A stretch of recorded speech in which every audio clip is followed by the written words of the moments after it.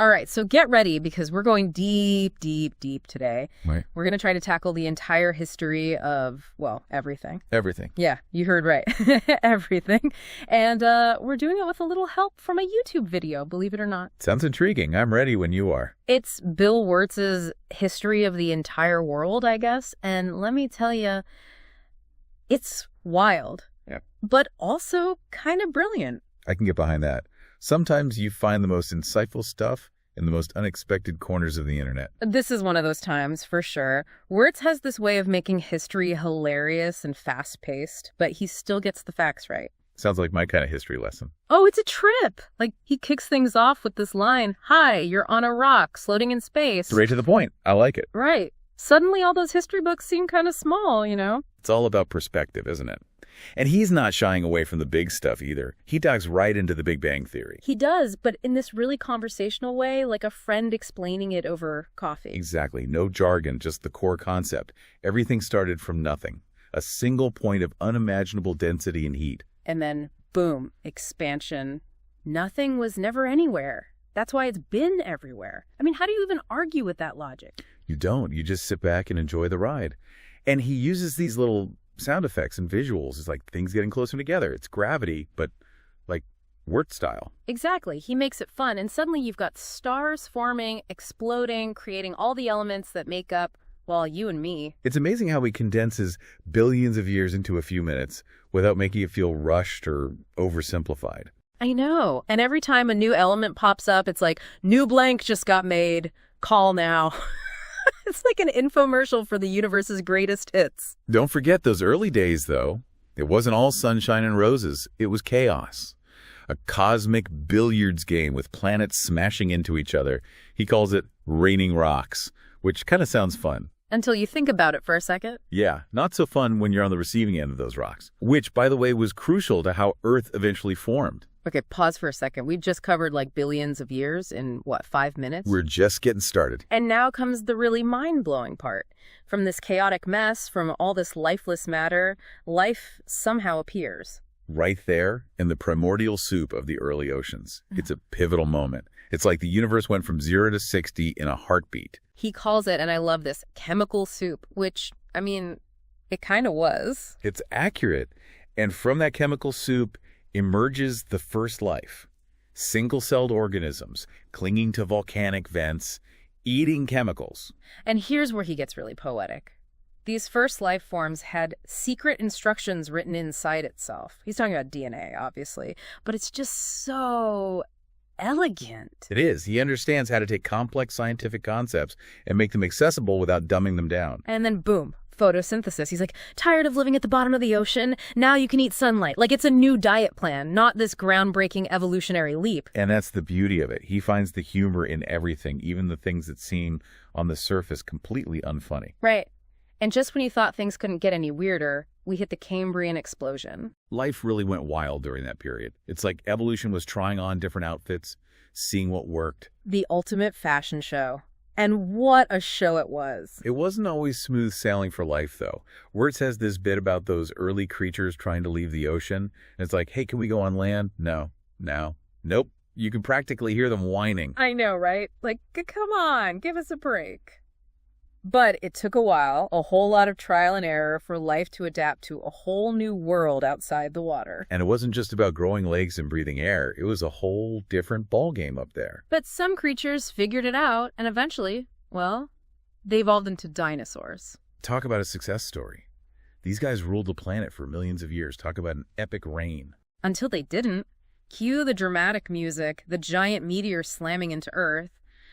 Wurtz's depiction of that event is just classic. Abrupt, chaotic, kind of funny in a morbid way. Totally. Dinosaurs are gone, it's mammal time. That's Wurtz for you. Blunt, but effective. And with the dinos out of the picture, a whole new world of possibilities opens up for our furry little ancestors. And let me tell you, they were ready for their close-up. Wurtz takes us on this whirlwind tour from those early mammals all the way to, well, us. It makes you realize that we're all just part of this much bigger story. We really are. And it's not just about the big leaps, like learning to walk upright. Right. No, like walk like that. It seems so simple, but that one change was huge. Absolutely. Without it, no opposable thumbs, no tools, no smartphones. No deep dives. Exactly. It just goes to show you how these seemingly small changes in evolution can have huge ripple effects across millions of years. And from there, things really start accelerating.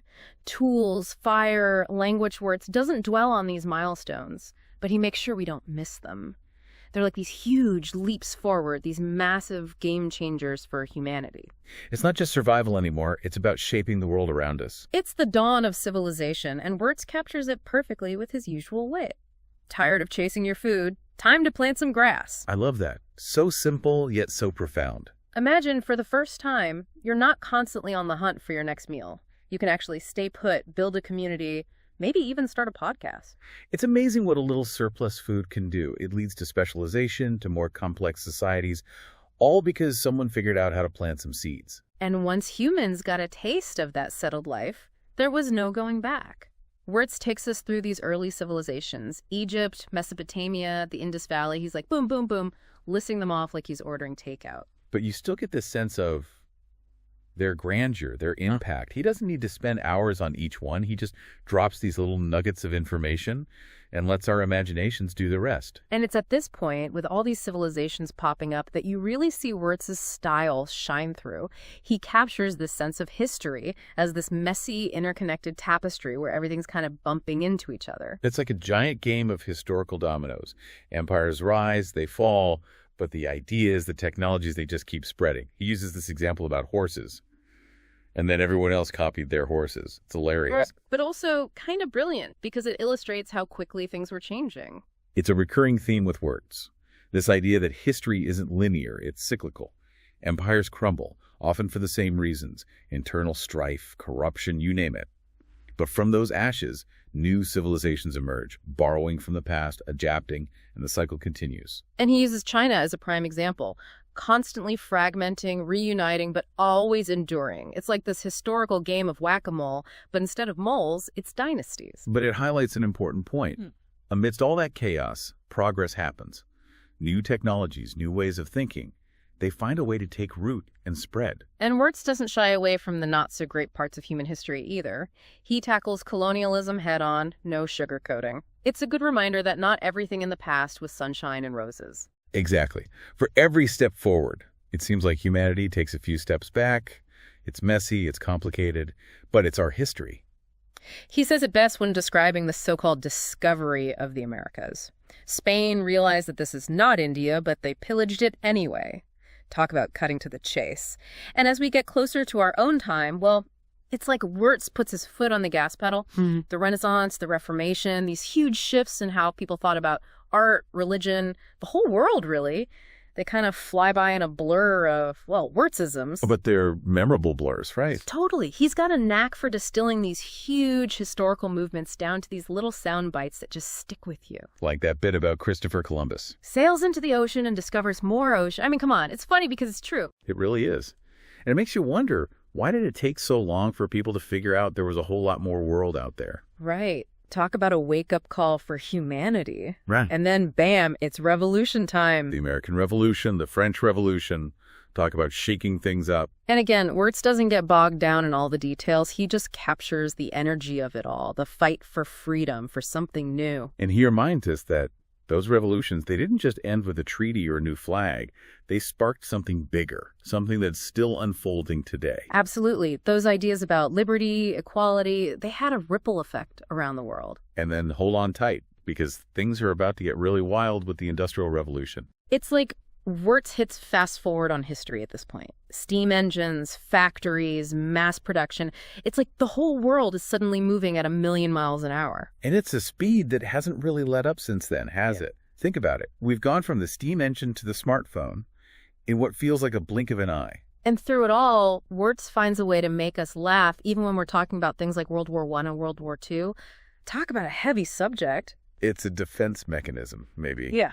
A way to cope with the sheer scale of it all, the good and the bad that humanity is capable of. And then there's the Cold War, which Wurtz describes, I kid you not, as a global game of chicken. Which, in a way, it kind of was.